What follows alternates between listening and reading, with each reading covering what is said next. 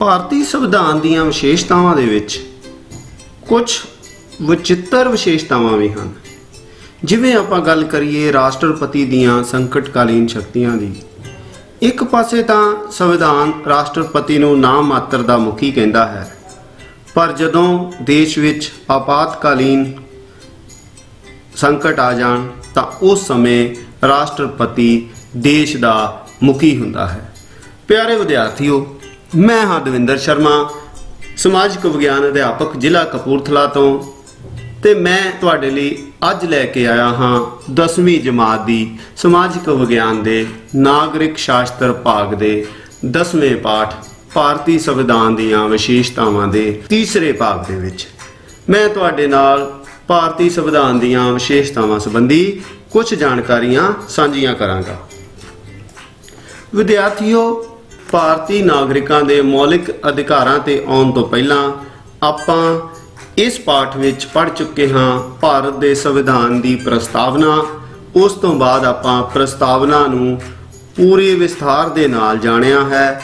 ਉਸ ਤੋਂ ਬਾਅਦ ਅਸੀਂ ਭਾਰਤ ਦੇ ਸੰਵਿਧਾਨ ਦੀਆਂ ਵਿਸ਼ੇਸ਼ਤਾਵਾਂ ਸੰਬੰਧੀ ਪੜ੍ਹਿਆ ਹੈ, ਜਿਸ ਵਿੱਚੋਂ ਕੁਝ ਵਿਸ਼ੇਸ਼ਤਾਵਾਂ ਜੇ ਤੁਹਾਨੂੰ ਯਾਦ ਹੋਵੇ ਤਾਂ ਅਸੀਂ ਪੜ੍ਹਿਆ ਸੀ ਕਿ ਭਾਰਤੀ ਸੰਵਿਧਾਨ ਲੰਬਾ, ਵਿਸਤ੍ਰਿਤ ਹੈ, ਲਚਕੀਲਾ ਵੀ ਹੈ, ਕਠੋਰ ਵੀ ਹੈ, ਸੰਘਾਤਮਕ ਸਰਕਾਰ ਵੀ ਇਸ ਵਿੱਚ ਹੁੰਦੀ ਹੈ, ਫੈਡਰਲ ਸਿਸਟਮ ਜਿਹਨੂੰ ਆਖਦੇ ਹਨ, ਸੁਤੰਤਰ ਤੇ ਨਿਰਪੱਖ ਨਿਆਂਪਾਲਿਕਾ ਹੈ ਭਾਰਤ ਦੀ, ਹਾਈ ਕੋਰਟ ਹੈ, ਸੁਪਰੀਮ ਕੋਰਟ ਹੈ, ਜ਼ਿਲ੍ਹਾ ਪੱਧਰੀ ਭਾਰਤ ਵਿੱਚ ਅਦਾਲਤਾਂ ਹਨ। ਇਸ ਤੋਂ ਬਾਅਦ ਆਪਾਂ ਸੰਸਦੀ ਸਰਕਾਰ ਪੜ੍ਹੀ ਸੀ। ਫਿਰ ਆਪਾਂ ਬਾਲਿਗ ਮਤ ਵੋਟ ਅਧਿਕਾਰ ਤੇ ਵੀ ਆਪਾਂ ਆਏ ਸੀ, 18 ਸਾਲ ਤੋਂ ਵੱਧ ਉਮਰ ਵਾਲੇ ਵਿਅਕਤੀਆਂ ਦੀ। ਇਸ ਤੋਂ ਬਾਅਦ ਆਪਾਂ ਹੁਣ ਮੌਲਿਕ ਅਧਿਕਾਰਾਂ ਦੀ ਗੱਲ ਕਰਾਂਗੇ ਕਿ ਭਾਰਤੀ ਨਾਗਰਿਕਾਂ ਦੇ ਕਿਹੜੇ-ਕਿਹੜੇ ਮੌਲਿਕ ਅਧਿਕਾਰ ਹਨ। ਭਾਰਤੀ ਸੰਵਿਧਾਨ ਦੇ ਤੀਸਰੇ ਭਾਗ ਵਿੱਚ ਅਨੁਛੇਦ 14 ਤੋਂ 32 ਨਾਗਰਿਕਾਂ ਦੇ ਮੌਲਿਕ ਅਧਿਕਾਰ ਦਿੱਤੇ ਹੋਏ ਹਨ। ਇਹ ਮੌਲਿਕ ਅਧਿਕਾਰ ਸਭ ਨਾਗਰਿਕਾਂ ਲਈ ਸਮਾਨ ਹਨ। ਇਹਨਾਂ ਨੂੰ ਮੌਲਿਕ ਅਧਿਕਾਰ ਇਸ ਲਈ ਕਿਹਾ ਜਾਂਦਾ ਹੈ ਕਿਉਂਕਿ ਇਹ ਸੰਵਿਧਾਨ ਵਿੱਚ ਦਰਜ ਕੀਤੇ ਗਏ ਹਨ। ਜਿੱਥੇ ਆਮ ਸਧਾਰਨ ਅਧਿਕਾਰਾਂ ਨੂੰ ਸਧਾਰਨ ਕਾਨੂੰਨੀ ਪ੍ਰਕਿਰਿਆ ਦੁਆਰਾ ਬਦਲ ਸਕਦੇ ਹਾਂ, ਉੱਥੇ ਮੌਲਿਕ ਅਧਿਕਾਰਾਂ ਵਿੱਚ ਇੰਨੀ ਆਸਾਨੀ ਦੇ ਨਾਲ ਬਦਲਾਵ ਨਹੀਂ ਕੀਤਾ ਜਾ ਸਕਦਾ, ਕਿਉਂਕਿ ਇਹਨਾਂ ਦੇ ਪਿੱਛੇ ਕਾਨੂੰਨੀ ਸੰਵਿਧਾਨਕ ਗਾਰੰਟੀ ਹੁੰਦੀ ਹੈ।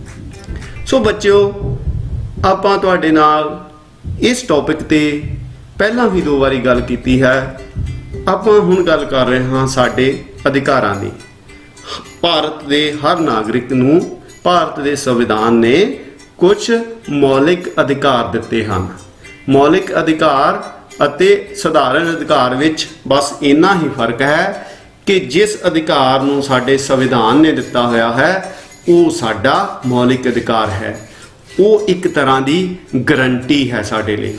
ਸਾਡੀ ਇੱਕ ਕੋਸ਼ਿਸ਼ ਹੋਵੇਗੀ ਕਿ ਅਸੀਂ ਉਹ ਮੌਲਿਕ ਅਧਿਕਾਰਾਂ ਨੂੰ ਇੱਕ-ਇੱਕ ਕਰਕੇ ਪੜ੍ਹੀਏ।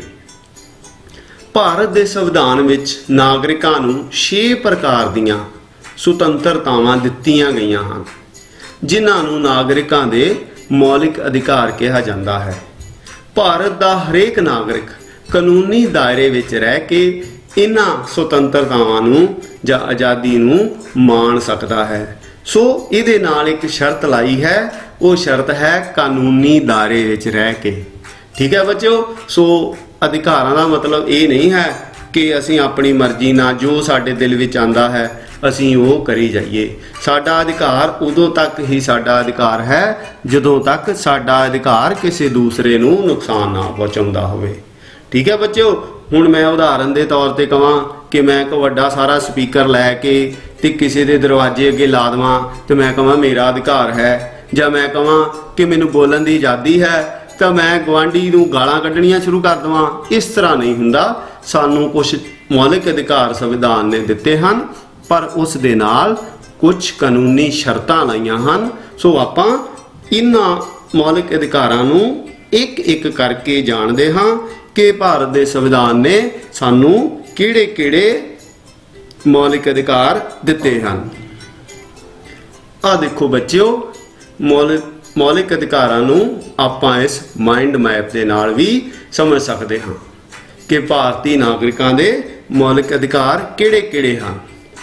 ਤਾਂ ਮੈਂ ਇੱਕ ਵਾਰੀ ਫਿਰ ਤੁਹਾਨੂੰ ਰਿਕੁਐਸਟ ਕਰਨੀ ਹੈ ਕਿ ਤੁਸੀਂ ਪਲੀਜ਼ ਇਹਨਾਂ ਨੂੰ ਆਪਣੀਆਂ ਕਾਪੀਆਂ ਉੱਪਰ ਨੋਟ ਕਰ ਲੈਣਾ, ਕਿਉਂਕਿ ਇਹ ਤੁਹਾਡੀ ਜ਼ਿੰਦਗੀ ਦੀ ਸਭ ਤੋਂ ਖਾਸ ਚੀਜ਼ ਹੈ। ਅੱਜ ਤੁਹਾਨੂੰ ਪਤਾ ਲੱਗ ਜਾਏਗਾ ਕਿ ਤੁਹਾਨੂੰ ਸੰਵਿਧਾਨ ਨੇ ਕਿਹੜੇ-ਕਿਹੜੇ ਅਧਿਕਾਰ ਦਿੱਤੇ ਹੋਏ ਹਨ ਤੇ ਤੁਹਾਨੂੰ ਕਿਹੜੀਆਂ-ਕਿਹੜੀਆਂ ਲਿਮਿਟੇਸ਼ਨਸ ਵੀ ਹਨ।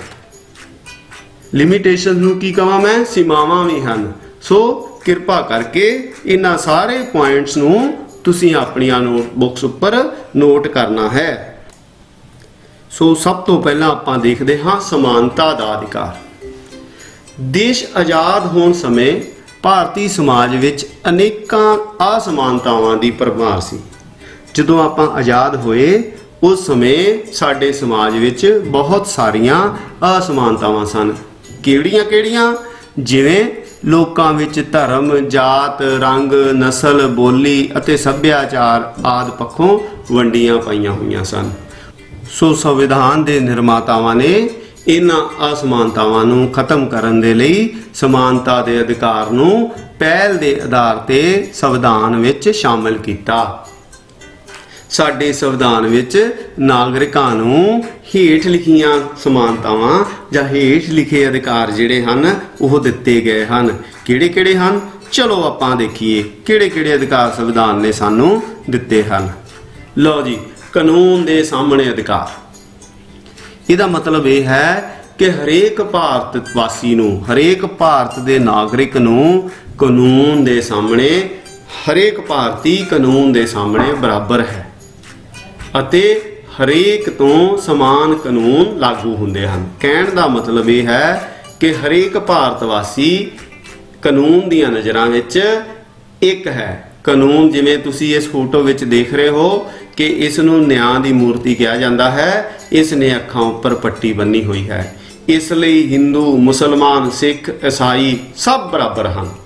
ਜਿਹੜਾ ਕਾਨੂੰਨ ਹੈ ਉਹ ਕਿਸੇ ਨੂੰ ਵੀ ਵੱਡਾ ਛੋਟਾ ਕਰਕੇ ਨਹੀਂ ਦੇਖਦਾ, ਉਸ ਲਈ ਸਾਰੇ ਸਮਾਨ ਹਨ। ਵਿਤਕਰੇ ਦੀ ਮਨਾਹੀ, ਇਹ ਵੀ ਪਹਿਲੇ ਨਾਲ ਹੀ ਰਲਦਾ ਹੈ ਕਿ ਸਾਡੇ ਦੇਸ਼ ਵਿੱਚ ਕੋਈ ਵੀ ਨਾਗਰਿਕ ਕਿਸੇ ਦੇ ਨਾਲ ਭਿੰਨ ਭੇਦ ਨਹੀਂ ਕਰੇਗਾ। ਭਾਵ ਰਾਜ ਦੀ ਨਜ਼ਰ ਵਿੱਚ ਸਾਰੇ ਨਾਗਰਿਕ ਬਰਾਬਰ ਹਨ।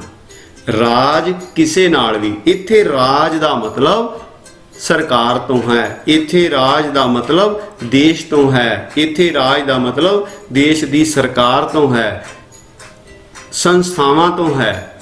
ਉਹ ਕਿਸੇ ਨਾਲ ਰੰਗ, ਧਰਮ, ਜਾਤ, ਨਸਲ, ਬੋਲੀ ਅਤੇ ਸੱਭਿਆਚਾਰ ਦੇ ਆਧਾਰ ਤੇ ਕੋਈ ਵਿਤਕਰਾ ਨਹੀਂ ਕਰੇਗਾ। ਸੋ ਇਸ ਦੇ ਨਾਂ ਤੋਂ ਹੀ ਸਪਸ਼ਟ ਹੋ ਜਾਂਦਾ ਹੈ ਕਿ ਕੋਈ ਵੀ ਮਨੁੱਖ ਭਾਰਤ ਵਿੱਚ ਕਿਸੇ ਵੀ ਧਰਮ ਦਾ ਹੋਵੇ, ਕਿਸੇ ਵੀ ਜਾਤ ਦਾ ਹੋਵੇ, ਕਿਸੇ ਵੀ ਨਸਲ ਦਾ ਹੋਵੇ, ਕੋਈ ਵੀ ਬੋਲੀ ਕਿਉਂ ਨਾ ਬੋਲਦਾ ਹੋਵੇ, ਉਹਦਾ ਕਿਸੇ ਤਰ੍ਹਾਂ ਦਾ ਵੀ ਅਲੱਗ ਸੱਭਿਆਚਾਰ ਹੋਵੇ, ਉਸ ਵਿਅਕਤੀ ਦੇ ਨਾਲ ਕੋਈ ਦੂਸਰਾ ਵਿਅਕਤੀ ਇਸ ਕਰਕੇ ਭਿੰਨ ਭੇਦ ਨਹੀਂ ਕਰ ਸਕਦਾ, ਡਿਸਕ੍ਰਿਮੀਨੇਸ਼ਨ ਨਹੀਂ ਕਰ ਸਕਦਾ ਕਿ ਉਸ ਨੂੰ ਉਸ ਦੀ ਜਾਤੀ ਪਸੰਦ ਨਹੀਂ ਹੈ, ਉਸ ਨੂੰ ਉਸ ਦਾ ਰੰਗ ਪਸੰਦ ਨਹੀਂ ਹੈ, ਉਸ ਨੂੰ ਉਸ ਦਾ ਧਰਮ ਚੰਗਾ ਨਹੀਂ ਲੱਗਦਾ। ਇਸ ਤਰ੍ਹਾਂ ਕਾਨੂੰਨ ਬਿਲਕੁਲ ਕਿਸੇ ਨੂੰ ਇਸ ਤਰ੍ਹਾਂ ਕਰਨ ਦਾ ਅਧਿਕਾਰ ਨਹੀਂ ਦਿੰਦਾ। ਕਾਨੂੰਨ ਦੀਆਂ ਨਜ਼ਰਾਂ ਵਿੱਚ ਸਾਰੇ ਬਰਾਬਰ ਹਨ ਅਤੇ ਕੋਈ ਵੀ ਕਿਸੇ ਨਾਲ ਰੰਗ, ਧਰਮ, ਜਾਤ, ਨਸਲ, ਬੋਲੀ ਦੇ ਆਧਾਰ ਤੇ ਵਿਤਕਰਾ ਨਹੀਂ ਕਰਦਾ। ਜਿਵੇਂ ਤੁਸੀਂ ਦੇਖ ਸਕਦੇ ਹੋ ਇਸ ਤਸਵੀਰ ਦੇ ਵਿੱਚ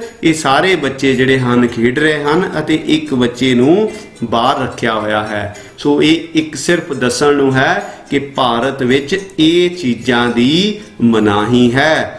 ਭਾਰਤ ਦਾ ਸੰਵਿਧਾਨ ਇਸ ਬੱਚੇ ਨੂੰ ਵੀ ਗਾਰੰਟੀ ਦਿੰਦਾ ਹੈ ਕਿ ਤੂੰ ਇਹਨਾਂ ਵਿੱਚ ਜਾ ਕੇ ਖੇਡ ਸਕਦਾ ਹੈ, ਇਹ ਤੈਨੂੰ ਰੋਕ ਨਹੀਂ ਸਕਦੇ। ਅੱਗੇ ਜੀ, ਮੌਕਿਆਂ ਦੀ ਸਮਾਨਤਾ। ਮੌਕਿਆਂ ਦੀ ਸਮਾਨਤਾ ਵਿੱਚ ਅਸੀਂ ਕੀ ਦੇਖਦੇ ਹਾਂ ਕਿ ਭਾਰਤ ਦੇ ਸੰਵਿਧਾਨ ਨੇ ਹਰੇਕ ਨਾਗਰਿਕ ਨੂੰ ਬਰਾਬਰ ਦੇ ਮੌਕੇ ਦਿੱਤੇ ਹਨ। ਰਾਜ ਦੁਆਰਾ ਹਰੇਕ ਨਾਗਰਿਕ ਨੂੰ ਰੁਜ਼ਗਾਰ ਜਾਂ ਅਹੁਦੇ ਦੇ ਸਮਾਨ ਮੌਕੇ ਪ੍ਰਦਾਨ ਕੀਤੇ ਹਨ। ਠੀਕ ਹੈ ਜੀ, ਕਿਸੇ ਨੇ ਅਧਿਆਪਕ ਲੱਗਣਾ ਹੈ, ਉਹਦੀ ਕੋਈ ਜਾਤੀ ਹੋਵੇ, ਕੋਈ ਧਰਮ ਹੋਵੇ, ਕੋਈ ਰੰਗ ਹੋਵੇ, ਕੋਈ ਨਸਲ ਹੋਵੇ, ਉਸ ਨੂੰ ਸਰਕਾਰ ਵੱਲੋਂ ਜੋ ਨਿਸ਼ਚਿਤ ਕੀਤੀਆਂ ਸ਼ਰਤਾਂ ਹਨ ਉਹਨਾਂ ਦਾ ਪਾਲਣ ਕਰਨਾ ਪਏਗਾ ਅਤੇ ਟੈਸਟ ਦੇ ਕੇ ਜਾਂ ਜੋ ਵੀ ਹੈ ਉਸ ਤਰ੍ਹਾਂ ਕਰਕੇ ਉਹ ਅਧਿਆਪਕ ਲੱਗ ਸਕਦਾ ਹੈ। ਕਿਸੇ ਨੂੰ ਵੀ ਇਸ ਕਾਰਨ ਅਧਿਆਪਕ ਲਾਉਣ ਤੋਂ ਸਰਕਾਰ ਨਾ ਨਹੀਂ ਕਰ ਸਕਦੀ ਕਿ ਤੇਰੀ ਜਾਤੀ ਇਹ ਹੈ, ਤੇਰਾ ਧਰਮ ਉਹ ਹੈ। ਇਸ ਤਰ੍ਹਾਂ ਦੀ ਕੋਈ ਵੀ ਜੋ ਹੈ ਸੰਵਿਧਾਨ ਚੀਜ਼ ਇਸ ਤਰ੍ਹਾਂ ਕਰਨ ਤੋਂ ਮਨਾਹੀ ਕਰਦਾ ਹੈ। ਸੋ ਭਾਰਤ ਵਿੱਚ ਹਰੇਕ ਨਾਗਰਿਕ ਨੂੰ, ਚਾਹੇ ਉਹਦੀ ਕੋਈ ਜਾਤ ਹੋਵੇ, ਕੋਈ ਧਰਮ ਹੋਵੇ, ਕੋਈ ਮਜ਼ਹਬ ਹੋਵੇ, ਉਸ ਨੂੰ ਹਰ ਤਰ੍ਹਾਂ ਦੇ ਮੌਕੇ ਵਿੱਚ ਸਮਾਨਤਾ ਮਿਲਦੀ ਹੈ। ਇਸ ਤੋਂ ਬਾਅਦ ਹੈ ਛੂਤ ਛਾਤ ਦੀ ਮਨਾਹੀ। ਭਾਰਤੀ ਲੋਕਾਂ ਨੇ ਆਜ਼ਾਦੀ ਤੋਂ ਪਹਿਲਾਂ ਬਹੁਤ ਲੰਮਾ ਸਮਾਂ ਛੂਤ ਛਾਤ ਜਿਹੀ ਜਿਹੜੀ ਜ਼ਹਿਮਤ ਸੀ ਇਹਨੂੰ ਭੋਗਿਆ। ਸਾਡੇ ਸੰਵਿਧਾਨ ਨਿਰਮਾਤਾਵਾਂ ਨੇ ਸਦੀਆਂ ਤੋਂ ਚੱਲੀ ਆ ਰਹੀ ਇਸ ਅਲਾਮਤ ਨੂੰ ਸੰਵਿਧਾਨ ਦੁਆਰਾ ਖਤਮ ਕੀਤਾ। ਇਸ ਨੂੰ ਖਤਮ ਕੀਤਾ ਗਿਆ ਅਤੇ ਇਸ ਨੂੰ ਕਿਸੇ ਵੀ ਰੂਪ ਵਿੱਚ ਅਮਲ ਲਿਆਉਣ ਦੀ ਸੰਵਿਧਾਨ ਵਿੱਚ ਮਨਾਹੀ ਕੀਤੀ ਗਈ। ਸੋ ਛੂਤ ਛਾਤ ਵੀ ਇੱਕ ਜਾਤੀ ਪ੍ਰਥਾ ਵਾਂਗ ਹੀ ਹੁੰਦਾ ਹੈ ਕਿ ਤੇਰੀ ਜਾਤੀ ਛੋਟੀ ਹੈ, ਮੇਰੀ ਜਾਤੀ ਵੱਡੀ ਹੈ, ਮੇਰੀ ਜਾਤੀ ਛੋਟੀ ਹੈ, ਤੇਰੀ ਜਾਤੀ ਵੱਡੀ ਹੈ। ਸੋ ਇਹ ਜਿਹੜੀਆਂ ਚੀਜ਼ਾਂ, ਇਹਨਾਂ ਨੂੰ ਜੇ ਮੈਂ ਡਿਸਕ੍ਰਿਮੀਨੇਸ਼ਨ ਹੀ ਕਹਿ ਦੇਵਾਂ ਤਾਂ ਭਾਰਤ ਦੇ ਸੰਵਿਧਾਨ ਨੇ ਇਹਨਾਂ ਤੇ ਰੋਕ ਲਾਈ ਹੈ, ਕਿਉਂਕਿ ਆਜ਼ਾਦੀ ਤੋਂ ਪਹਿਲਾਂ ਇਹ ਜਿਹੜੀਆਂ ਕਮੀਆਂ ਸਨ ਇਹ ਸਾਡੇ ਸਮਾਜ ਵਿੱਚ ਸਨ। ਸੋ ਜਦੋਂ ਸੰਵਿਧਾਨ ਬਣਾਉਣ ਵਾਲਿਆਂ ਨੇ ਸੰਵਿਧਾਨ ਨੂੰ ਲਿਖਿਆ ਤਾਂ ਉਹਨਾਂ ਨੇ ਇਹਨਾਂ ਕਮੀਆਂ ਵੱਲ ਉਚੇਚੇ ਤੌਰ ਤੇ ਧਿਆਨ ਦਿੱਤਾ। ਇਸ ਤੋਂ ਅੱਗੇ ਹੈ ਉਪਾਧੀਆਂ ਜਾਂ ਖਿਤਾਬਾਂ ਦੀ ਸਮਾਪਤੀ। ਸੋ ਜਦੋਂ ਸੰਵਿਧਾਨ ਦਾ ਨਿਰਮਾਣ ਕੀਤਾ ਗਿਆ, ਸੰਵਿਧਾਨ ਲਿਖਿਆ ਗਿਆ, ਤਾਂ ਸਾਡੇ ਸੰਵਿਧਾਨ ਦੇ ਵਿੱਚ ਇਹ ਵਿਵਸਥਾ ਕੀਤੀ ਗਈ ਕਿ ਜਿਹੜੇ ਉਪਾਧੀਆਂ ਹਨ, ਜਿਹੜੇ ਸਨਮਾਨ ਹਨ, ਉਹ ਸਾਡੇ ਸੈਨਿਕਾਂ ਨੂੰ ਜਾਂ ਸਾਡੀਆਂ ਵਿਦਿਅਕ ਜਿਹੜੇ ਉਪਾਧੀਆਂ ਹੀ ਉਹ ਹੀ ਦਿੱਤੀਆਂ ਜਾਣਗੀਆਂ। ਹੋਰ ਕਿਸੇ ਵੀ ਕਿਸਮ ਦੀ ਉਪਾਧੀ ਜਾਂ ਖਿਤਾਬ ਨਹੀਂ ਦਿੱਤਾ ਜਾਵੇਗਾ। ਸੋ ਇਹ ਵੀ ਵਿਵਸਥਾ ਕੀਤੀ ਗਈ ਕਿ ਭਾਰਤ ਦਾ ਕੋਈ ਵੀ ਨਾਗਰਿਕ ਕਿਸੇ ਵਿਦੇਸ਼ੀ ਰਾਜ ਤੋਂ ਵੀ ਉਪਾਧੀ ਜਾਂ ਖਿਤਾਬ ਪ੍ਰਾਪਤ ਨਹੀਂ ਕਰ ਸਕੇਗਾ। ਇਸ ਤੋਂ ਬਾਅਦ ਆਪਾਂ ਦੇਖਦੇ ਹਾਂ ਨੰਬਰ 2, ਆਜ਼ਾਦੀ ਦਾ ਅਧਿਕਾਰ। ਇਹ ਬੱਚੋ, ਇਸ ਅਧਿਕਾਰ ਨੂੰ ਤੁਸੀਂ ਪੂਰੇ ਧਿਆਨ ਦੇ ਨਾਲ ਸੁਣਨਾ ਹੈ ਕਿ ਆਜ਼ਾਦੀ ਦਾ ਅਧਿਕਾਰ ਕੀ ਹੈ। ਸੁਤੰਤਰਤਾ ਜਾਂ ਆਜ਼ਾਦੀ ਦਾ ਅਧਿਕਾਰ ਕਿਸੇ ਵੀ ਲੋਕਤੰਤਰੀ ਦੇਸ਼ ਦੀ ਰੀੜ੍ਹ ਦੀ ਹੱਡੀ ਹੁੰਦੀ ਹੈ। ਠੀਕ ਹੈ ਜੀ। ਭਾਰਤੀ ਸੰਵਿਧਾਨ ਰਚਨਹਾਰਿਆਂ ਨੇ ਵੀ ਆਜ਼ਾਦੀ ਦੇ ਅਧਿਕਾਰ ਨੂੰ ਵਿਸ਼ੇਸ਼ ਮਹੱਤਵ ਦੇ ਕੇ ਸੰਵਿਧਾਨ ਵਿੱਚ ਪ੍ਰਮੁੱਖ ਰੂਪ ਵਿੱਚ ਸ਼ਾਮਲ ਕੀਤਾ ਹੈ। ਸਾਡੇ ਸੰਵਿਧਾਨ ਦੇ 19ਵੇਂ ਅਨੁਛੇਦ ਅਧੀਨ ਹੇਠ ਲਿਖੀਆਂ ਸੁਤੰਤਰਤਾਵਾਂ ਸਾਨੂੰ, ਕਹਿਣ ਦਾ ਭਾਵ ਨਾਗਰਿਕਾਂ ਨੂੰ ਪ੍ਰਾਪਤ ਜਾਂ ਪ੍ਰਦਾਨ ਕੀਤੀਆਂ ਗਈਆਂ ਹਨ। ਸੋ ਆਪਾਂ ਦੇਖਦੇ ਹਾਂ ਕਿ ਸਾਨੂੰ ਕਿਹੜੀਆਂ-ਕਿਹੜੀਆਂ ਆਜ਼ਾਦੀਆਂ ਸੰਵਿਧਾਨ ਨੇ, ਕਾਨੂੰਨ ਨੇ ਕਿਹੜੀਆਂ-ਕਿਹੜੀਆਂ ਆਜ਼ਾਦੀਆਂ ਜਾਂ ਸੁਤੰਤਰਤਾਵਾਂ ਸਾਨੂੰ ਦਿੱਤੀਆਂ ਹਨ। ਠੀਕ ਹੈ ਜੀ। ਨੰਬਰ 1, ਭਾਸ਼ਣ ਅਤੇ ਵਿਚਾਰ ਪ੍ਰਗਟ ਕਰਨ ਦੀ ਆਜ਼ਾਦੀ। ਅਸੀਂ ਕਿਤੇ ਵੀ ਭਾਸ਼ਣ ਦੇ ਸਕਦੇ ਹਾਂ, ਆਪਣੇ ਵਿਚਾਰ ਪ੍ਰਗਟ ਕਰ ਸਕਦੇ ਹਾਂ, ਪਰ ਸ਼ਰਤ ਕੀ ਹੈ ਕਿ ਅਸੀਂ ਗਾਲਾਂ ਨਹੀਂ ਕੱਢਣੀਆਂ। ਸੋ ਅਸੀਂ ਕਿਸੇ ਦਾ ਵਿਰੋਧ ਕਰ ਸਕਦੇ ਹਾਂ, ਭਾਸ਼ਣ ਦੇ ਸਕਦੇ ਹਾਂ, ਆਪਣੇ ਵਿਚਾਰ ਪ੍ਰਗਟ ਕਰ ਸਕਦੇ ਹਾਂ। ਇਹ ਸਾਨੂੰ ਸਾਡੇ ਸੰਵਿਧਾਨ ਨੇ ਆਜ਼ਾਦੀ ਦਿੱਤੀ ਹੈ। ਹਥਿਆਰਾਂ ਤੋਂ ਬਿਨਾਂ ਸ਼ਾਂਤਮਈ ਰੂਪ ਵਿੱਚ ਇਕੱਠੇ ਹੋਣ ਦੀ ਆਜ਼ਾਦੀ। ਅਸੀਂ ਇਕੱਠੇ ਹੋ ਕੇ ਕਿਸੇ ਵੀ ਸਰਕਾਰ ਦਾ ਵਿਰੋਧ ਪ੍ਰਦਰਸ਼ਨ ਅਸੀਂ ਕਰ ਸਕਦੇ ਹਾਂ, ਪਰ ਸਾਨੂੰ ਇਹ ਅਧਿਕਾਰ ਜ਼ਰੂਰ ਹੈ ਕਿ ਅਸੀਂ ਸ਼ਾਂਤਮਈ ਢੰਗ ਦੇ ਨਾਲ ਇਕੱਠੇ ਹੋ ਸਕਦੇ ਹਾਂ। ਸਾਨੂੰ ਆਜ਼ਾਦੀ ਹੈ। ਨੰਬਰ 3, ਸਮੂਹ ਜਾਂ ਸੰਘ ਬਣਾਉਣ ਦੀ ਆਜ਼ਾਦੀ। ਠੀਕ ਹੈ ਜੀ। ਨੰਬਰ 4, ਸਮੁੱਚੇ ਭਾਰਤ ਵਿੱਚ ਤੁਰਨ ਫਿਰਨ ਦੀ ਆਜ਼ਾਦੀ। ਸੋ ਅਸੀਂ ਚਾਹੇ ਜਿਵੇਂ ਅਸੀਂ ਪੰਜਾਬੀ ਹਾਂ, ਚਾਹੇ ਅਸੀਂ ਹਰਿਆਣੇ ਜਾਈਏ, ਚਾਹੇ ਅਸੀਂ ਹਿਮਾਚਲ ਪ੍ਰਦੇਸ਼ ਜਾਈਏ, ਚਾਹੇ ਅਸੀਂ ਹੁਣ ਤਾਂ ਜੰਮੂ ਕਸ਼ਮੀਰ 'ਚ ਵੀ ਜਾ ਕੇ ਅਸੀਂ ਜਗ੍ਹਾ ਲੈ ਸਕਦੇ ਹਾਂ। ਸੋ ਬਹੁਤ ਅਸੀਂ ਭਾਰਤ ਵਿੱਚ ਕਿਤੇ ਵੀ ਜਾ ਸਕਦੇ ਹਾਂ, ਸਾਨੂੰ ਆਜ਼ਾਦੀ ਹੈ। ਬਸ ਇੰਨਾ ਧਿਆਨ ਰੱਖਣਾ ਹੈ ਕਿ ਅਸੀਂ ਜਾ ਕੇ ਉਸ ਰਾਜ ਦੇ ਕਾਨੂੰਨ ਦੇ ਹਿਸਾਬ ਦੇ ਨਾਲ ਰਹਿਣਾ ਹੈ, ਉਸ ਰਾਜ ਦੇ ਕਾਨੂੰਨ ਨੂੰ ਫੋਲੋ ਕਰਨਾ ਹੈ, ਉਸ ਨੂੰ ਤੋੜਨਾ ਨਹੀਂ। ਤੇ ਇਹਦੇ ਵਿੱਚ 5ਵਾਂ ਨੰਬਰ ਹੈ ਦੇਸ਼ ਦੇ ਕਿਸੇ ਵੀ ਭਾਗ ਵਿੱਚ ਰਹਿਣ ਤੇ ਘਰ ਬਣਾਉਣ ਦੀ ਆਜ਼ਾਦੀ, ਜਿਹੜੀ ਕਿ ਸ਼ਾਇਦ ਮੈਂ ਪਹਿਲਾਂ ਵੀ ਤੁਹਾਡੇ 4ਥੇ ਨੰਬਰ ਤੇ ਵੀ ਦੱਸ ਚੁੱਕਾ ਹੈ। ਅਸੀਂ ਦੇਸ਼ ਦੇ ਕਿਸੇ ਵੀ ਰਾਜ ਵਿੱਚ ਜਾ ਕੇ ਆਪਣਾ ਘਰ ਬਣਾ ਸਕਦੇ ਹਾਂ, ਅਸੀਂ ਰਹਿ ਸਕਦੇ ਹਾਂ। ਭਾਰਤ ਦੇ ਤਕਰੀਬਨ ਸਾਰੇ ਭਾਗਾਂ ਵਿੱਚ, ਬਹੁਤੇ ਭਾਗਾਂ ਵਿੱਚ ਅਸੀਂ ਜਾ ਕੇ ਰਹਿ ਸਕਦੇ ਹਾਂ। ਸਾਨੂੰ ਘਰ ਬਣਾਉਣ ਦੀ ਆਜ਼ਾਦੀ ਹੈ। ਸਾਰਾ ਭਾਰਤ ਇੱਕ ਹੈ। ਤੇ ਉਸ ਤੋਂ ਬਾਅਦ ਹੈਗਾ ਲਾਸਟ, ਕੋਈ ਵੀ ਕਾਰੋਬਾਰ ਕਰਨ ਦੀ ਆਜ਼ਾਦੀ, ਜਾਂ ਕੋਈ ਵੀ ਕਾਰੋਬਾਰ ਦੇਸ਼ ਦੇ ਕਿਸੇ ਵੀ ਹਿੱਸੇ ਵਿੱਚ ਸ਼ੁਰੂ ਕਰਨ ਦੀ ਆਜ਼ਾਦੀ। ਸੋ ਇਹ ਵੀ ਇੱਕ ਬਹੁਤ ਇੰਪੋਰਟੈਂਟ ਪੁਆਇੰਟ ਹੈ ਕਿ ਅਸੀਂ ਚਾਹੇ ਦਿੱਲੀ ਚਲੇ ਜਾਈਏ, ਚਾਹੇ ਅਸੀਂ ਮੁੰਬਈ ਚਲੇ ਜਾਈਏ, ਚਾਹੇ ਅਸੀਂ ਬੰਗਲੌਰ ਚਲੇ ਜਾਈਏ, ਚਾਹੇ ਅਸੀਂ ਤਾਮਿਲਨਾਡੂ ਚਲੇ ਜਾਈਏ, ਅਸੀਂ ਦੇਸ਼ ਦੇ ਕਿਸੇ ਵੀ ਹਿੱਸੇ ਵਿੱਚ ਜਾ ਕੇ ਅਸੀਂ ਆਪਣਾ ਵਪਾਰ ਸ਼ੁਰੂ ਕਰ ਸਕਦੇ ਹਾਂ। ਇਹ ਸਾਨੂੰ ਕੁਝ ਆਜ਼ਾਦੀ ਦੇ ਅਧਿਕਾਰ ਸਨ। ਇਸ ਤੋਂ ਬਾਅਦ ਅਸੀਂ ਨੰਬਰ 3 ਤੇ ਕੀ ਦੇਖਦੇ ਹਾਂ? ਸ਼ੋਸ਼ਣ ਦੇ ਵਿਰੁੱਧ ਆਜ਼ਾਦੀ। ਸ਼ੋਸ਼ਣ ਕੀ ਹੁੰਦਾ ਹੈ? ਸ਼ੋਸ਼ਣ ਨੂੰ ਜੇ ਮੈਂ ਆਮ ਸ਼ਬਦਾਂ ਵਿੱਚ ਕਹਾਂ ਤਾਂ ਇਸ ਨੂੰ ਧੱਕਾ ਵੀ ਆਪਾਂ ਕਹਿ ਸਕਦੇ ਹਾਂ, ਕੁਝ ਗਲਤ ਕਰਨਾ ਵੀ ਕਹਿ ਸਕਦੇ ਹਾਂ। ਭਾਰਤੀ ਸੰਵਿਧਾਨ ਵਿੱਚ ਮਨੁੱਖ ਦੁਆਰਾ ਖਰੀਦੋ ਫਰੋਖਤ ਭਾਵ ਮਨੁੱਖੀ ਵਪਾਰ ਦੀ ਮਨਾਹੀ ਕੀਤੀ ਗਈ ਹੈ। ਇਸੇ ਤਰ੍ਹਾਂ ਬਿਨਾਂ ਤਨਖਾਹ ਦੇ ਜ਼ਬਰਦਸਤੀ ਕੰਮ ਕਰਾਉਣ, ਜਦੋਂ ਕੋਈ ਬਿਨਾਂ ਤਨਖਾਹ ਦਿੱਤਿਆਂ ਜ਼ਬਰਦਸਤੀ ਕੰਮ ਕਰਾਉਂਦਾ ਹੈ, ਉਸ ਦੀ ਵੀ ਸਖਤ ਮਨਾਹੀ ਹੈ।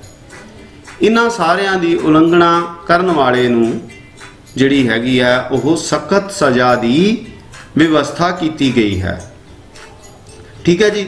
ਜਿਵੇਂ ਭਾਰਤ ਵਿੱਚ, ਜੇ ਮੈਂ ਉਦਾਹਰਨ ਦੇਵਾਂ ਬੱਚਿਓ ਤੁਹਾਡੇ ਲਈ, ਤਾਂ ਭਾਰਤ ਵਿੱਚ ਇੱਕ ਕਾਨੂੰਨ ਬਣਿਆ ਹੋਇਆ ਹੈ ਕਿ 14 ਸਾਲ ਤੋਂ ਘੱਟ ਉਮਰ ਦਾ ਬੱਚਾ, ਜੇ ਆਪਾਂ ਇੱਥੇ ਪਿੱਛੇ ਦੇਖਦੇ ਹਾਂ ਕਿ ਛੋਟੇ ਛੋਟੇ ਬੱਚੇ ਹਨ, ਇਹਨਾਂ ਨੇ ਇੱਟਾਂ ਚੱਕੀਆਂ ਹੋਈਆਂ ਹਨ, ਪਰ ਅੱਜ ਭਾਰਤ ਦੇ ਵਿੱਚ ਇੱਕ ਸਿੱਖਿਆ ਦਾ ਕਾਨੂੰਨ ਹੈ, ਸਿੱਖਿਆ ਦੇ ਅਧਿਕਾਰ ਦਾ ਕਾਨੂੰਨ ਹੈ, ਜਿਹੜਾ ਇਹ ਕਹਿੰਦਾ ਹੈ ਕਿ 14 ਸਾਲ ਤੋਂ ਘੱਟ ਉਮਰ ਵਾਲੇ ਬੱਚਿਆਂ ਨੂੰ ਕਿਸੇ ਵੀ ਕਾਰਖਾਨੇ ਦੇ ਵਿੱਚ ਲਗਾਇਆ ਨਹੀਂ ਜਾ ਸਕਦਾ, ਜਿਸ ਨਾਲ ਉਹਨਾਂ ਬੱਚਿਆਂ ਦਾ ਵਿਕਾਸ ਹੀ ਰੁਕ ਜਾਵੇ। ਸੋ ਇਸ ਨੂੰ ਆਖਦੇ ਹਨ ਸ਼ੋਸ਼ਣ ਦੇ ਵਿਰੁੱਧ ਅਧਿਕਾਰ। ਇਸ ਤੋਂ ਬਾਅਦ ਆਪਾਂ ਗੱਲ ਕਰਦੇ ਹਾਂ ਧਾਰਮਿਕ ਸੁਤੰਤਰਤਾ ਦਾ ਅਧਿਕਾਰ।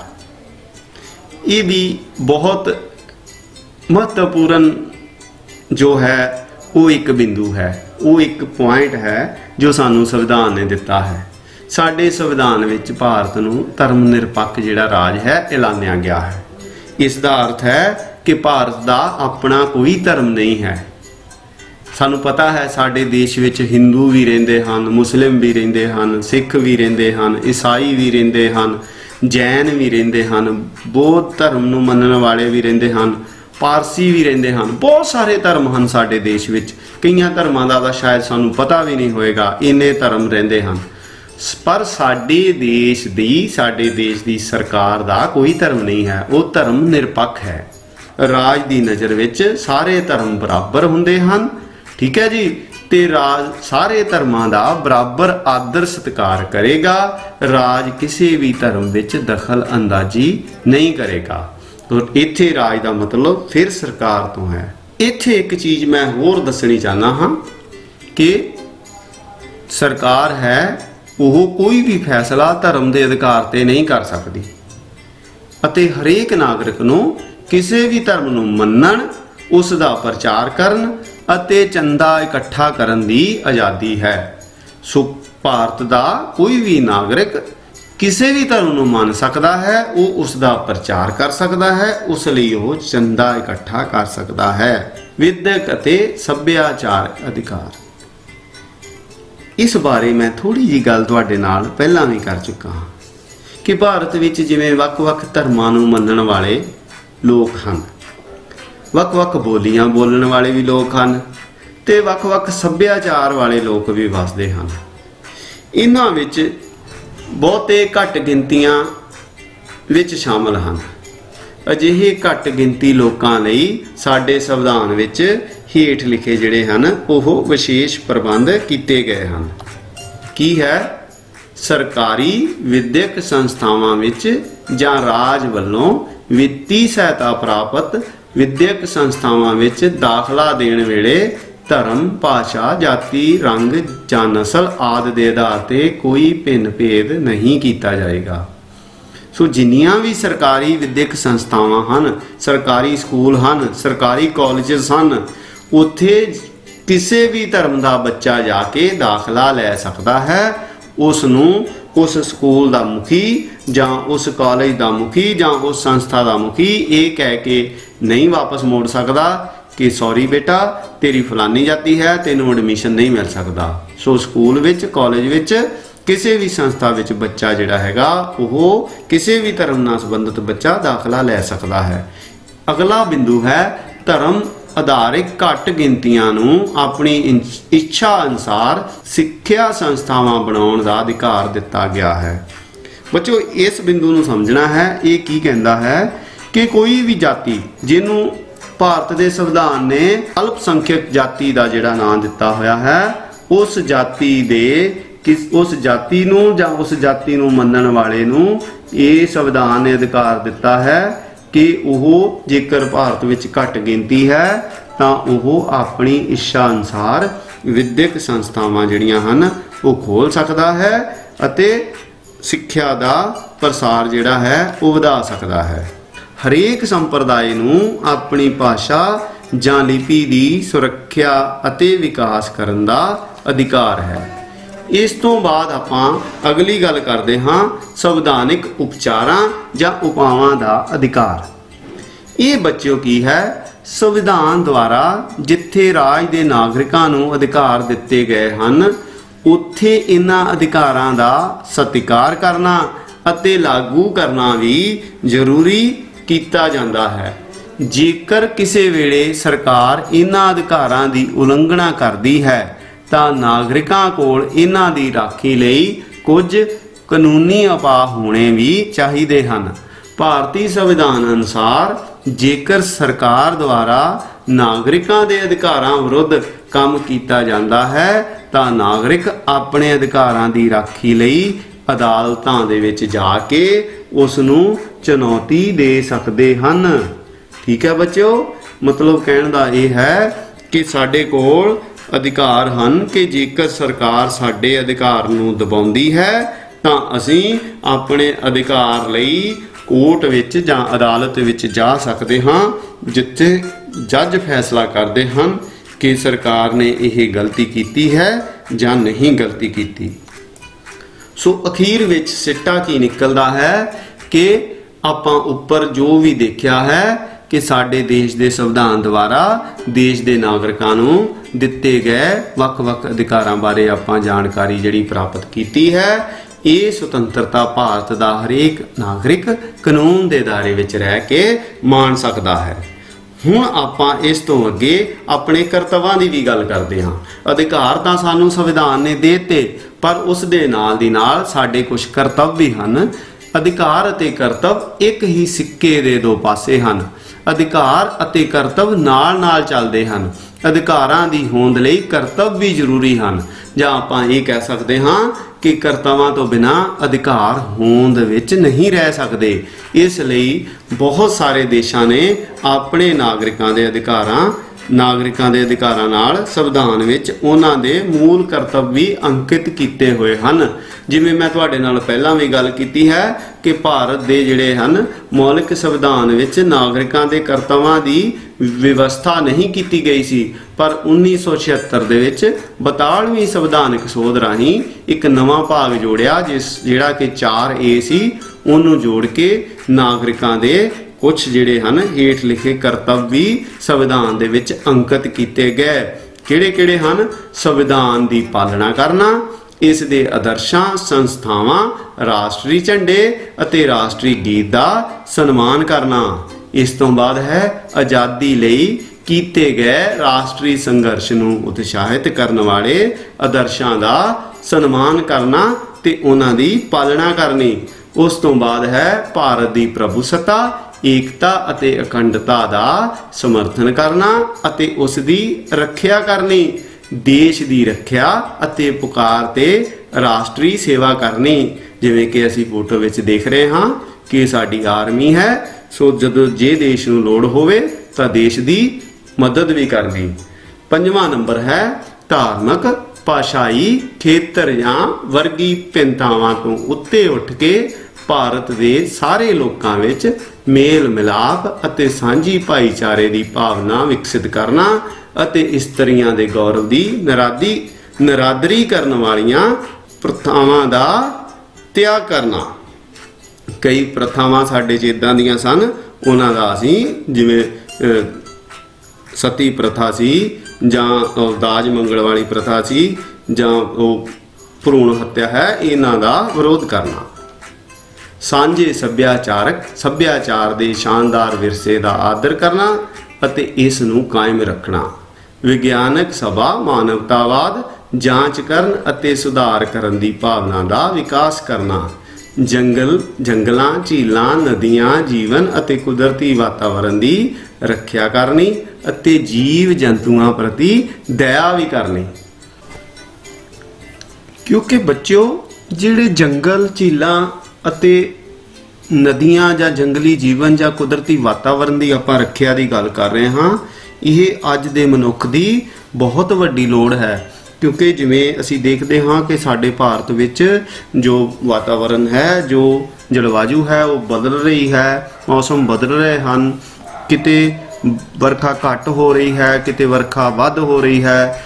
ਕਈ ਜੰਗਲੀ ਜੀਵ ਇਸ ਤਰ੍ਹਾਂ ਦੇ ਹਨ ਜੋ ਮੁੱਕ ਰਹੇ ਹਨ। ਸੋ ਸਾਨੂੰ ਅੱਜ ਲੋੜ ਹੈ ਕਿ ਅਸੀਂ ਇਹਨਾਂ ਜੰਗਲੀ ਜੀਵਾਂ 'ਤੇ, ਇਹ ਸਾਡੀਆਂ ਨਦੀਆਂ 'ਤੇ, ਜੰਗਲੀ ਜੀਵਨ 'ਤੇ ਕੁਦਰਤੀ ਜਿਹੜਾ ਵਾਤਾਵਰਨ ਹੈ, ਅਸੀਂ ਉਸ ਲਈ ਵੀ ਕੰਮ ਕਰੀਏ। ਇਸ ਤੋਂ ਅੱਗੇ ਹੈ ਜਨਤਕ ਸੰਪਤੀ ਦੀ ਰੱਖਿਆ ਕਰਨਾ ਤੇ ਹਿੰਸਾ ਦਾ ਤਿਆਗ ਕਰਨਾ। ਬੱਚਿਓ, ਅਸੀਂ ਕੀ ਦੇਖਦੇ ਹਾਂ ਕਿ ਸਾਡੇ ਭਾਰਤ ਵਿੱਚ ਜਦੋਂ ਵੀ ਕਿਸੇ ਤਰ੍ਹਾਂ ਦਾ ਕੋਈ ਪ੍ਰਦਰਸ਼ਨ ਹੁੰਦਾ ਹੈ, ਕੋਈ ਕਿਸੇ ਵੀ ਤਰ੍ਹਾਂ ਦਾ ਕੋਈ ਅੰਦੋਲਨ ਹੁੰਦਾ ਹੈ, ਤਾਂ ਉਸ ਸਮੇਂ ਸਾਡੇ ਦੇਸ਼ ਵਿੱਚ ਜੋ ਜਨਤਕ ਪ੍ਰਾਪਰਟੀ ਹੈ, ਜਿਵੇਂ ਅਸੀਂ ਰੇਲ ਦੇ ਡਿੱਬਿਆਂ ਦੀ ਗੱਲ ਕਰਦੇ ਹਾਂ, ਬੱਸਾਂ ਦੀ ਗੱਲ ਕਰਦੇ ਹਾਂ, ਇਹਨਾਂ ਨੂੰ ਅੱਗ ਲਾ ਦਿੱਤੀ ਜਾਂਦੀ ਹੈ। ਸੋ ਸਾਨੂੰ ਲੋੜ ਹੈ, ਜਾਂ ਸਾਡਾ ਇਹ ਕਰਤੱਵ ਹੈ, ਸੰਵਿਧਾਨ ਦੇ ਵਿੱਚ ਸਾਨੂੰ ਇਹ ਕਰਨ ਤੋਂ ਮਨ੍ਹਾ ਕੀਤਾ ਹੈ ਕਿ ਅਸੀਂ ਇਸ ਤਰ੍ਹਾਂ ਦਾ ਕੋਈ ਕੰਮ ਵੀ ਨਾ ਕਰੀਏ ਜਿਹੜੀ ਕਿ ਸਰਵਜਨਕ ਜੋ ਸਾਡੀ ਪ੍ਰਾਪਰਟੀ ਹੈ ਉਸ ਦਾ ਨੁਕਸਾਨ ਹੋਵੇ। ਅਗਲਾ ਨੰਬਰ ਹੈ ਵਿਅਕਤੀਗਤ ਅਤੇ ਸਮੂਹਿਕ ਗਤੀਵਿਧੀਆਂ ਦੇ ਹਰੇਕ ਖੇਤਰ ਵਿੱਚ ਉੱਤਮਤਾ ਹਾਸਲ ਕਰਨਾ। ਠੀਕ ਹੈ ਜੀ। ਇਸ ਤੋਂ ਅੱਗੇ ਜਿਹੜਾ ਆਪਾਂ ਦੇਖਦੇ ਹਾਂ ਉਹ ਬਹੁਤ ਇੰਪੋਰਟੈਂਟ ਕਰਤੱਵ ਹੈ ਸਾਡਾ। ਉਹ ਸਾਡਾ ਇੱਕ ਸਾਨੂੰ ਜ਼ਿੰਮੇਵਾਰੀ ਸੰਵਿਧਾਨ ਨੇ ਦਿੱਤੀ ਹੈ ਕਿ ਜਿਹੜਾ ਵੀ ਮਾਤਾ ਪਿਤਾ, ਚਾਹੇ ਮਾਤਾ ਹੈ, ਚਾਹੇ ਪਿਤਾ ਹੈ, ਚਾਹੇ ਸਰਪ੍ਰਸਤ ਹੈ, ਉਹਦੀ ਇਹ ਜ਼ਿੰਮੇਵਾਰੀ ਬਣਦੀ ਹੈ ਕਿ ਉਹ ਆਪਣੇ 6 ਤੋਂ 14 ਸਾਲ ਦੀ ਉਮਰ ਵਾਲਾ ਜਿਹੜਾ ਉਸਦਾ ਬੱਚਾ ਹੈ, ਉਹ ਆਪਣੇ ਬੱਚੇ ਨੂੰ ਜਿਹੋ ਜਿਹੀ ਸਥਿਤੀ ਹੋਵੇ ਉਸ ਵਿੱਚ ਉਹ ਆਪਣੇ ਬੱਚੇ ਨੂੰ ਸਕੂਲ ਜ਼ਰੂਰ ਭੇਜੇਗਾ। ਉਹ ਆਪਣੇ ਬੱਚੇ ਨੂੰ ਸਿੱਖਿਆ ਦੇ ਮੌਕੇ ਹਨ, ਜੋ ਮੌਕੇ ਹਨ ਉਸ ਦੀ ਇਹ ਨਿੱਜੀ ਫਰਜ਼ ਹਨ ਕਿ ਉਹ ਉਸ ਨੂੰ ਉਹ ਮੌਕੇ ਜ਼ਰੂਰ ਪ੍ਰੋਵਾਈਡ ਜਾਂ ਉਪਲਬਧ ਕਰਵਾਏਗਾ। ਸੋ ਪਿਆਰੇ ਬੱਚਿਓ, ਇਹ ਜਿਹੜੇ ਕਰਤੱਵ ਆਪਾਂ ਪੜ੍ਹੇ ਹਨ, ਇਹਨਾਂ ਕਰਤੱਵਾਂ ਦੇ ਪਿੱਛੇ ਕਾਨੂੰਨੀ ਸ਼ਕਤੀ ਭਾਵੇਂ ਨਹੀਂ ਹੈ, ਪਰ ਨੈਤਿਕ ਸ਼ਕਤੀ ਇਹਨਾਂ ਦਾ ਮੂਲ ਆਧਾਰ ਹੈ। ਕਰਤੱਵਾਂ ਦੇ ਖੇਤਰ ਵਿੱਚ ਨੈਤਿਕ ਸ਼ਕਤੀ ਵਧੇਰੇ ਪ੍ਰਭਾਵਸ਼ਾਲੀ ਸਿੱਧ ਹੁੰਦੀ ਹੈ। ਕਰਤੱਵਾਂ ਦੀ ਪਾਲਣਾ ਵਿਅਕਤੀ ਦੇ ਸੰਸਕਾਰਾਂ, ਉਸ ਦੀ ਜ਼ਿੰਮੇਵਾਰੀ ਦੀ ਭਾਵਨਾ ਅਤੇ ਆਤਮਾ 'ਤੇ ਨਿਰਭਰ ਕਰਦੀ ਹੈ। ਸੋ ਬੱਚਿਓ, ਇਹ ਜਿਹੜੀਆਂ ਸਾਰੀਆਂ ਗੱਲਾਂ ਆਪਾਂ ਕਰਤੱਵ ਪੜ੍ਹੇ ਹਨ, ਇਹ ਸਾਡੀ ਨੈਤਿਕਤਾ ਤੇ ਪੈਮਾਨਾ ਵੀ ਹਨ ਕਿ ਜੇ ਅਸੀਂ ਚੰਗੇ ਕੰਮ ਕਰਾਂਗੇ, ਜੇ ਅਸੀਂ ਭਾਰਤ ਦੇ ਚੰਗੇ ਨਾਗਰਿਕ ਬਣ ਕੇ ਰਵਾਂਗੇ ਤਾਂ ਸਾਡਾ ਦੇਸ਼ ਤਰੱਕੀ ਕਰੇਗਾ ਤੇ ਸਾਡੀ ਸਮਾਜ ਵਿੱਚ ਸ਼ੋਭਾ ਵੀ ਹੋਏਗੀ। ਸਾਡੇ ਮਾਤਾ ਪਿਤਾ ਦਾ, ਅਸੀਂ ਆਪਣੇ ਮਾਤਾ ਪਿਤਾ ਦਾ ਨਾਮ ਰੌਸ਼ਨ ਵੀ ਕਰ ਸਕਦੇ ਹਾਂ। ਜਿਸ ਦੇਸ਼ ਦੇ ਨਾਗਰਿਕ ਪੜ੍ਹੇ ਲਿਖੇ ਅਤੇ ਚੰਗੇ ਹੁੰਦੇ ਹਨ, ਉਹ ਦੇਸ਼ ਵੀ ਅਮੀਰ ਹੁੰਦਾ ਹੈ। ਸੋ ਬੱਚਿਓ, ਮੈਂ ਆਪਣੀ ਬਾਣੀ ਨੂੰ ਹੁਣ ਇੱਥੇ ਹੀ ਰੋਕਦਾ ਹਾਂ ਕਿਉਂਕਿ ਸਮਾਂ ਲਗਭਗ ਇਸ ਪੀਰੀਅਡ ਦਾ ਹੋ ਚੁੱਕਾ ਹੈ। ਸੋ ਮੈਂ ਕੋਸ਼ਿਸ਼ ਕਰਾਂਗਾ ਕਿ ਇਸ ਵਿੱਚ ਇੱਕ ਭਾਗ ਹੋਰ ਰਹਿ ਗਿਆ ਹੈ, ਮੈਂ ਉਹ ਵੀ ਤੁਹਾਡੇ ਲਈ ਲੈ ਕੇ ਆਵਾਂ। ਉਦੋਂ ਤੱਕ ਸਾਰਿਆਂ ਨੂੰ ਸਤਿ ਸ੍ਰੀ ਅਕਾਲ, ਨਮਸਕਾਰ। ਬਸ ਬੱਚਿਓ, ਇੱਕ ਬੇਨਤੀ ਹੈ ਕਿ ਪਲੀਜ਼ ਘਰਾਂ ਵਿੱਚ ਰਹਿਣਾ ਤੇ ਆਪਣਾ ਕਰੋਨਾ ਤੋਂ ਵੱਧ ਤੋਂ ਵੱਧ ਬਚਾਅ ਕਰਨਾ। ਥੈਂਕ ਯੂ ਬੇਟਾ, ਧੰਨਵਾਦ।